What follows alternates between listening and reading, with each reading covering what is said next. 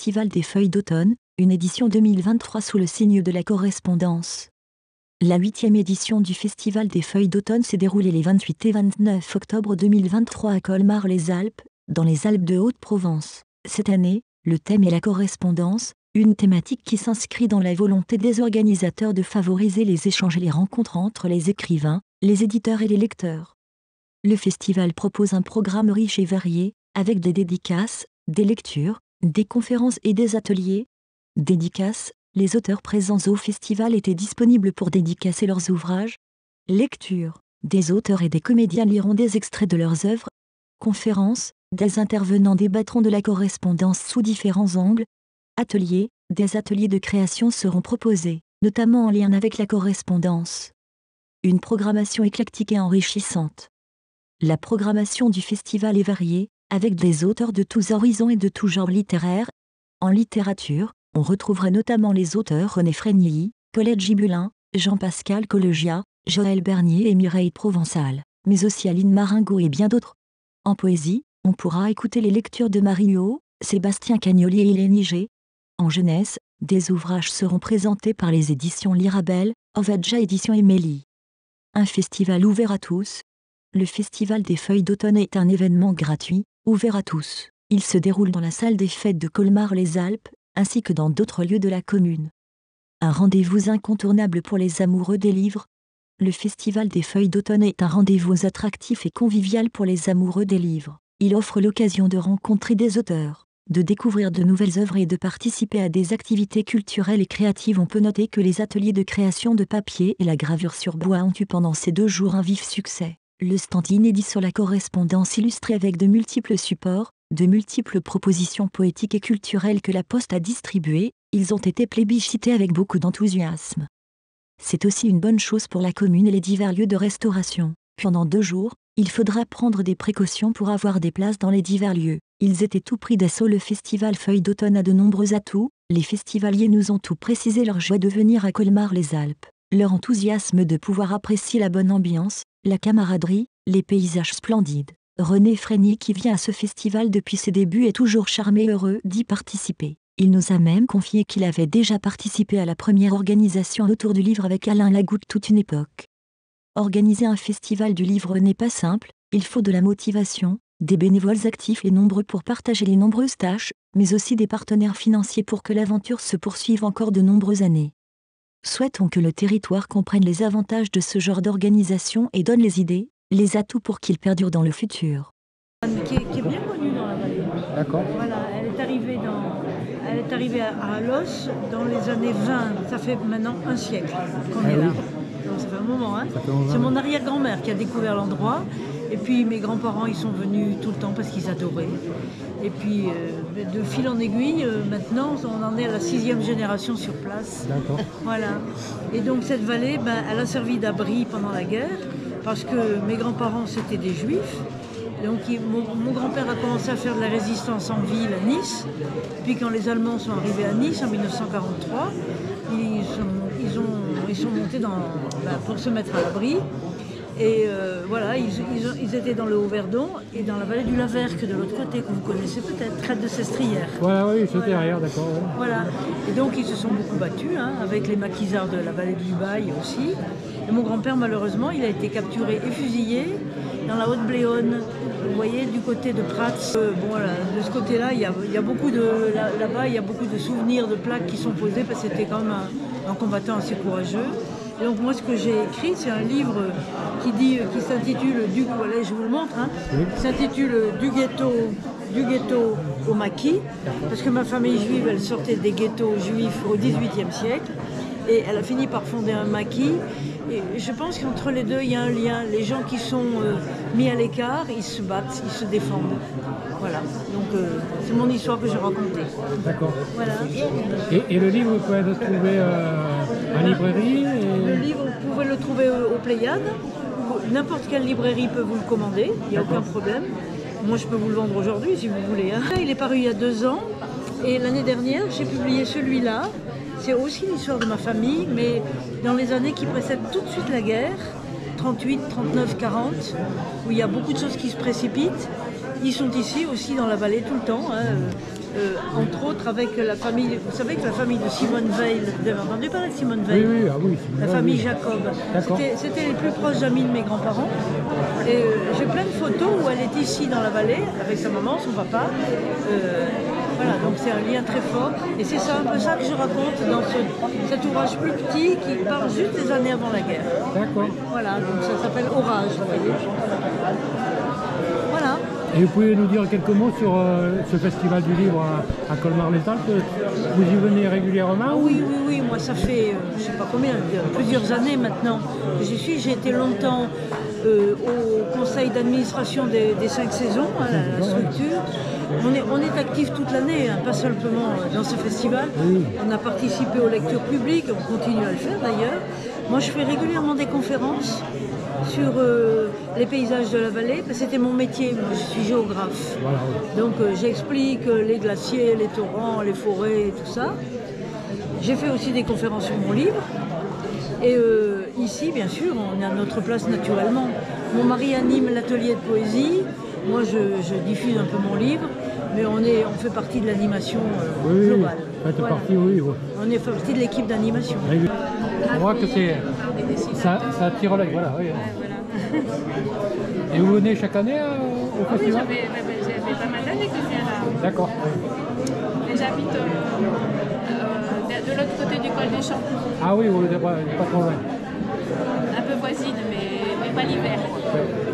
Et alors, ce festival, ça vous plaît? Il est sympathique, non? Ah, c'est toujours très sympathique. C'est toujours très sympathique. On a un bon contact avec le public. Oui. Les exposants sont chaleureux. C'est Oui. sympathique. C'est bien. C'est des belles journées. Et vous avez eu du monde, c'est bien?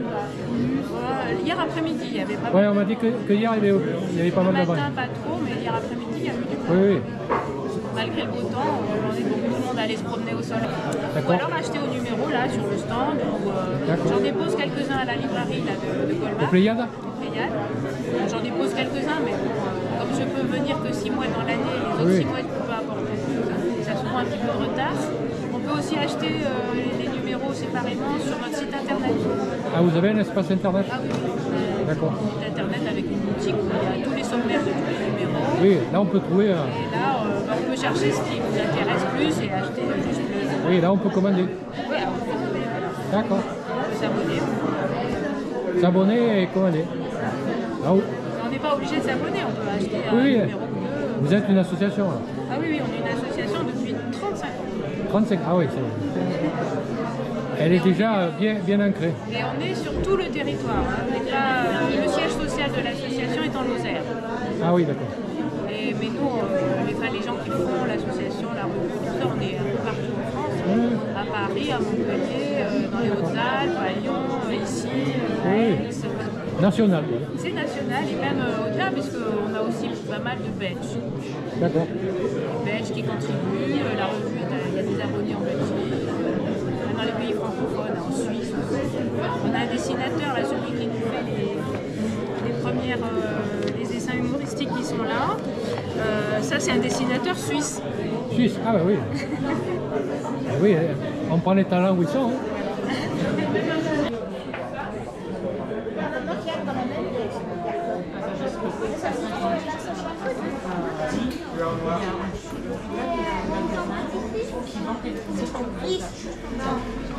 Qui est creusé, comme ça, tout ce qui est creusé va faire du blanc.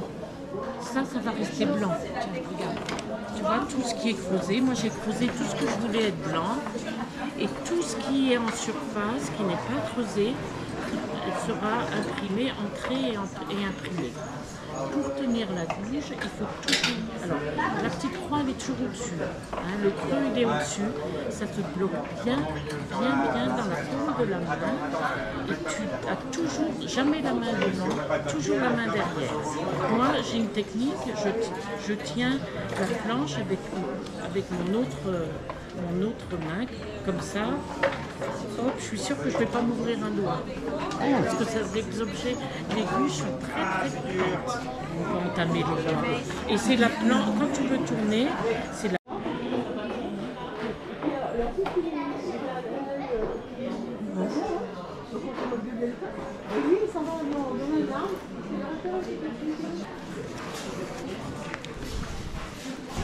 s'est pas vu ce matin. Non, c'est toujours. Non, ça va? C'est bon? Oui, maintenant j'essaie de brancher les gens pour qu'ils aillent dans la bibliothèque.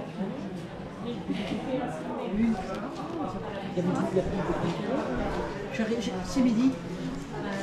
C'est le moment où ils sortent. Genre à 11h midi. Ils sortent. Oui, là c'est un bloc là.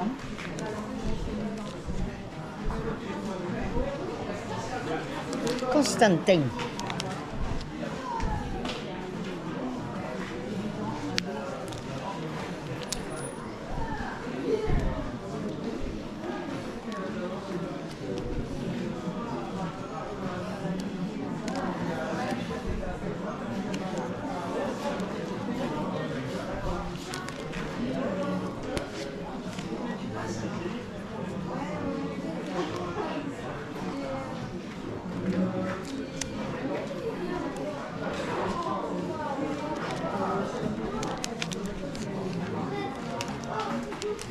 Bonjour la presse, Salut.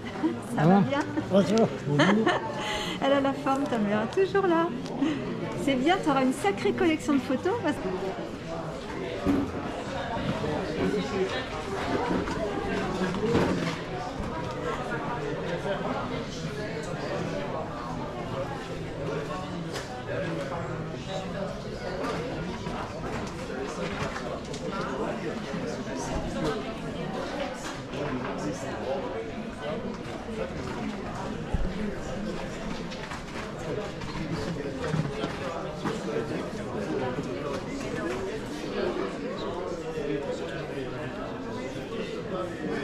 Le principe du Kamishibai est de présenter en fait des albums, mais sous forme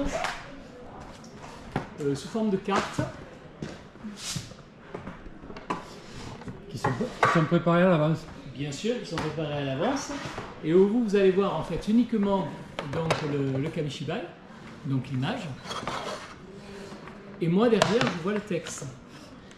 Et vous racontez l'histoire par rapport à Voilà. l'image. Moi je vais vous raconter l'histoire par rapport aux images qui vont défiler.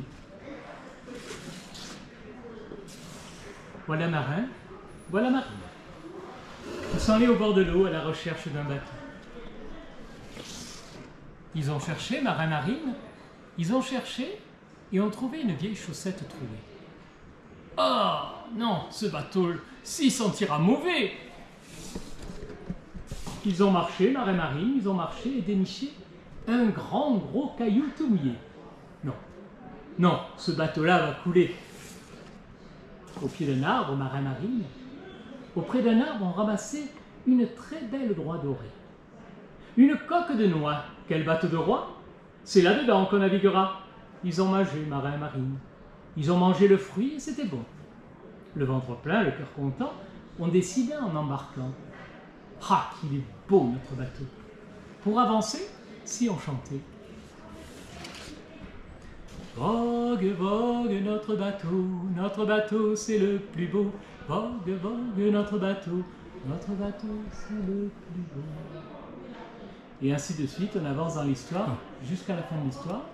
Et à la fin de l'histoire, on referme tout simplement la boîte à histoire. Ben là, ça doit faire à la jeunesse, ça. Hein. C'est fait pour ça. Et c'est surtout pour avoir une écoute collective, ce qui permet du coup aux enfants, effectivement, d'avoir un ressenti, je dirais, de l'histoire en même temps, en éprouvant les mêmes émotions en même temps. Oui, l'image et le son, parce que le son apporte quand même un plus important. Ah ben c'est évident. Oui. Le but est de quand même raconter des histoires, et on a raconté des histoires avec bien sûr le texte, mais aussi bien sûr l'image. L'image, oui. Et vous êtes conteur, c'est Alors non, votre je ne suis métier? pas conteur, je suis éditeur, c'est moi qui propose donc Les ces supports Kamishibai et les livres qui correspondent, puisque sur le Ceux qui côté, sont là. vous avez notamment quelques livres qui existent sous forme de Kamishibai D'accord. également. Tous nos Kamishibai existent également sous forme de livres. Par contre, nous éditons aussi d'autres livres pour lesquels, forcément, il n'y a pas de Kamishibai. Oui, oui. Il y a des histoires qui ne s'y prêtaient pas particulièrement. C'est une spécialité de votre maison d'édition, quoi. Oui, c'est une spécificité, tout à fait.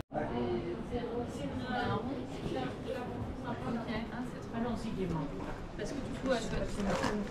Et les feuilles, c'est la seule chose que de la terre avec il y a certaines cartes, je crois que c'est des feuilles, du coup... Celui-là, c'est pour Ça dépend où elles ont été. C'est ça, où elles ont été coupées. De quel côté Et après, ça s'est fait avec du papier. fini avec et comme ça, alors on ramène la pièce à la Et la couverture en droite. on ramène la presse de ce côté, voilà. Et ça, pour les prix, parce que c'est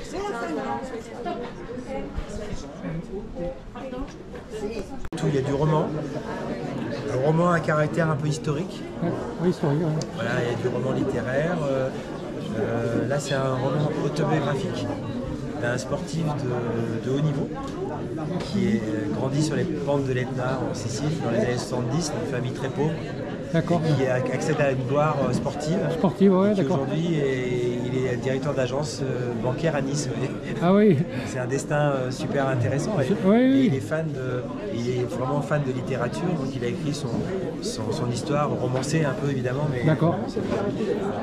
Après, il y a des polars. Et des polars, voilà, vraiment livre polar, livre noir, roman noir. Et après, moi, on est implanté à Toulon. Toulon, d'accord. Voilà. Donc j'ai quelques ouvrages à caractère local, donc des auteurs une toulonnaise là, Des Toulonnais, ouais. voilà, qui a écrit un petit bijou, une petite Madeleine de Proust sur sa ville et tout ce qui tourne autour de la ville et du Var en fait en général. Voilà, ça se lit, c'est à la fois humoristique et poétique. Là, un livre photo, c'est uniquement des photos de Toulon. Voilà, oui, c'est très éclectique. Très éclectique. Et c'est la première fois que vous venez au salon? C'est la deuxième fois. Deuxième fois. Ouais. J'étais là l'année dernière. L'année dernière, Voilà, d'accord. j'ai découvert ce salon et j'adore. Je trouve ça vraiment sympa. Oui, ça reste sympathique quand même. Ouais, comme ambiance. Hein, c'est un petit salon, mais le public est très captif. Ça veut dire ils viennent vraiment, ils s'intéressent aux livres qui sont présentés et ils achètent quelques livres. Et ça, c'est intéressant. Ça permet de diffuser, de faire connaître des nouveaux auteurs. C'est pour vous, le salon est positif. Il y a eu pas mal de monde. Alors. Pas trop de monde, mais je dis c'est qualitatif. Voilà. Oui, des fois on a du monde, mais il n'y a personne qui est intéressé. Exactement. Tandis que là, il y a peu de monde, mais il y a quand même des gens qui sont intéressés par le. Qualitatif. D'accord. Ce festival avec un gars de la vallée qui s'appelle Alain Lagoutte. Les premiers se faisaient dans l'hôtel du Chamois. Ah, donc nous venions une quinzaine et tous faisaient dans l'hôtel. On mangeait, on dormait, on parlait, on riait. Parfois on faisait l'amour dans l'hôtel. D'accord. Et puis après, les 5 saisons ont repris. Et ça se passe avec autant d'amitié, de bienveillance. Donc voilà, moi ça fait peut-être 25 ans que je viens. Et pendant que les hommes se bombardent, s'entretuent partout, nous on sourit, on rit et on parle. Et on partage, de la littérature. C'est-à-dire que c'est la meilleure arme que j'ai trouvée contre l'égoïsme et la barbarie, la culture, la poésie, la parole. Donc ce que nous faisons ici, on ne peut pas faire mieux pour écarter l'égoïsme en nous. On partage le bon moment, on mange ensemble, on parle de poésie, d'écriture. Je crois que c'est le meilleur moyen pour se rendre meilleur. Donc il faut remercier toutes les associations, les mairies qui nous reçoivent et qui reçoivent la culture, parce que je pense qu'elles écartent cette barbarie.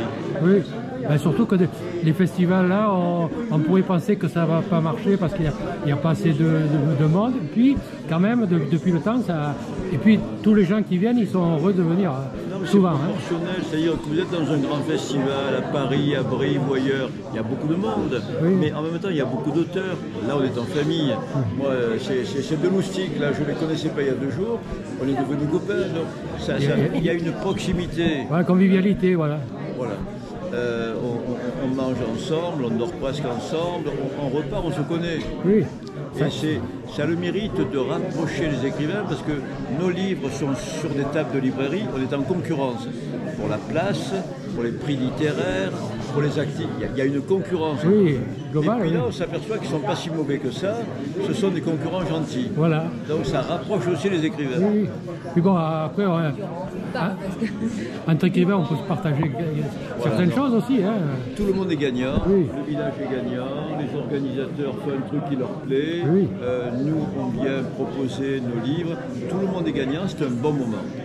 Et pour vous, l'affluence et l'achat des livres a bien fonctionné? Très correct. C'est correct. Il ne faut pas se plaindre. Oui, Ici, voilà. Si moi je reviens depuis plus de 20 ans, c'est que j'y trouve mon C'est qu'il y a quelque chose. en livre, en lecture, mais je vous dis, l'amitié c'est très important. Oui. J'ai un âge où on va à l'essentiel. Les fioritures, les petits détails, la consommation, tout ça, ça ne m'intéresse plus. Moi, chaque moment que je passe avec un certain plaisir, c'est un moment gagné. Donc voilà, je vais à l'essentiel et je préfère aller dans un petit salon très humain que dans un mastodonte où finalement tu repars et tu n'as vu personne. Oui. Il y a eu tellement de monde que tu n'as vu personne. Oui, la foule, ça fait, voilà. Tandis que là, c'est plus light et il y a quand même la camaraderie. Et bon, tous les gens se connaissent plus ou moins. Quoi, voilà. Et pour le même prix que le pays, tu arrives dans un village avec ses fortifications, tu te prends dans une crèche, il y a ces forêts qui basculent dans les rouges et or, il y a ce verdon à côté. Non, pour le prix d'un livre de poche, tu as une vallée fabuleuse. Non? Oui. Qu'est-ce que vous nous proposez de... C'est de la poésie, mais alors contrairement à ce qu'on pourrait croire, c'est pas un recueil de poèmes, c'est un seul grand poème. On pourrait l'écrire sur un rouleau comme ça, le dérouler. C'est un poème unique alors? C'est un poème unique. Alors après, c'est comme la vie du début à la fin, ça se déroule. C'est unique, mais on peut prendre des petits morceaux aussi. Hein, donc on peut piocher par-ci par-là, des petits bouts. Et c'est écrit de telle sorte qu'on puisse respirer, suivre le rythme. Là, on respire tranquillement quand on voit des soupirs. Quand on voit des pauses, on prend le temps d'observer les images, des cartes, on s'oriente dans la mer. On respire à la fin de chaque ligne, et donc on prend le temps. Puis des fois, on se laisse entraîner, ça va un peu plus vite, des fois ça va plus lentement. On rencontre des pirates, on rencontre comme dans la vie, comme dans la mer, on rencontre des pirates, on rencontre des animaux, des réels ou imaginaires, des sirènes, des calmars, des calmars géants à l'attaque du navire. Enfin, c'est un peu pour tous les âges, je pense que ça peut amuser les enfants, parce qu'il y a un petit côté pirate, aventure, il y a un côté très philosophie, mystique, un côté mathématique.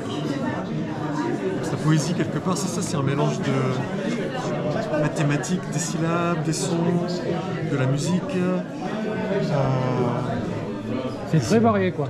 Éclectique. Oui, mais la poésie, c'est ça, elle est partout. Hein, comme disait tout à l'heure qui a parlé de ça.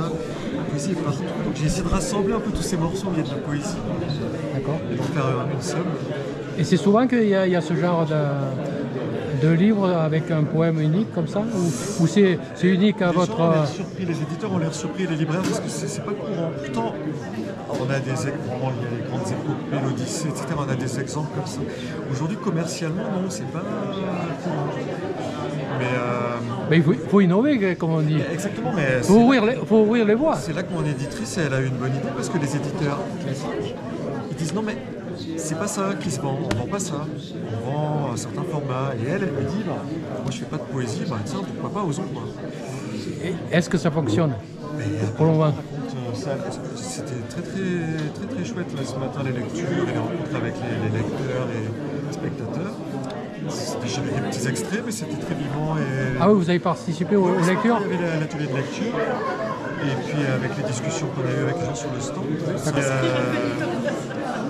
Oui, puis en plus, donc, je pense que mon éditrice s'est dit, tant qu'on y est, tant qu'à faire un truc qui n'est pas conforme aux standards commerciaux, autant faire un grand format, avec un texte écrit gros, un objet. Des illustrations.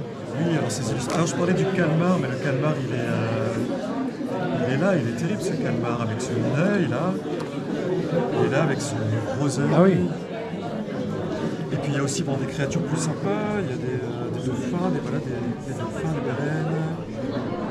C'est plutôt aquatique ou... Alors ouais, c'est maritime, c'est essentiellement, ça se passe à bord d'un voilier au XVIIIe siècle. Mais bon, ça peut être temporel. Et puis une traversée maritime à l'époque, c'était s'exposer à la nature, à la météo. On parle de changement climatique, mais c'est vrai qu'à l'époque, le climat était différent, mais il était difficile aussi. Il était rude, surtout dans les mers. C'était rude et dans les mers, et puis dans les mers, aujourd'hui, quand on est riche, on s'en sort bien. Quand on est pauvre, C'est plus compliqué. À traverser la mer. À l'époque, même quand on était riche, on était armés, puis on se tirait les uns sur les autres pour voir qui arrivait à destination avant l'autre.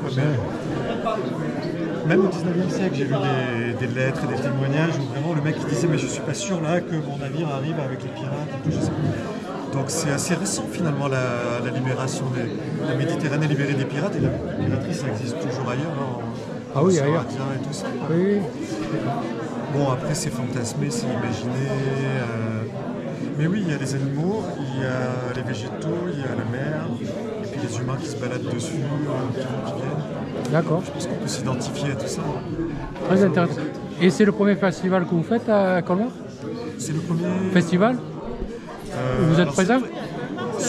Alors moi oui, ce livre est sorti en mars-avril. Il a eu le prix Méditerranée Poésie 2023 au printemps là, qui a été remis en septembre. Donc c'est tout récent en fait. Et là c'est la première fois que je le présente sur un salon. C'est la première présentation. Par contre voilà, Virginie des éditions du Verre à Soie. C'est la deuxième fois que tu l'as associé. La maison d'édition a 10 ans, donc c'est déjà toute une histoire. Et vous êtes spécialisé dans ce genre de... Je suis spécialisé dans la traduction. Ah, votre corps de métier, c'est la traduction? Roman. De romans finlandais. Mais quand je traduis des romans finlandais, j'écris de la prose, dans un contexte finlandais, etc. Donc ça, c'est le complément. C'est tout ce qui n'est pas dans les romans finlandais, voilà. C'est de la poésie. C'est pour un peu s'évader, quoi. C'est en français, c'est plein de jeux de mots bizarres, c'est plein de vocabulaire, d'archaïsme, mais en même temps c'est très futuriste aussi. D'accord. Donc c'est très très différent. C'est pas un premier roman, voilà, c'est un premier poème épique. Et là, on peut le trouver partout avec les éditions? Alors sur commande, on peut le trouver partout, n'importe quel livre on peut le commander. Il n'est pas forcément dans les librairies, mais on peut le commander bien sûr. Oui, on peut le commander. Oui, absolument. Auprès de l'éditrice ou auprès d'un libraire. D'accord. Voilà. Ben, je vous remercie. Ben, merci à vous.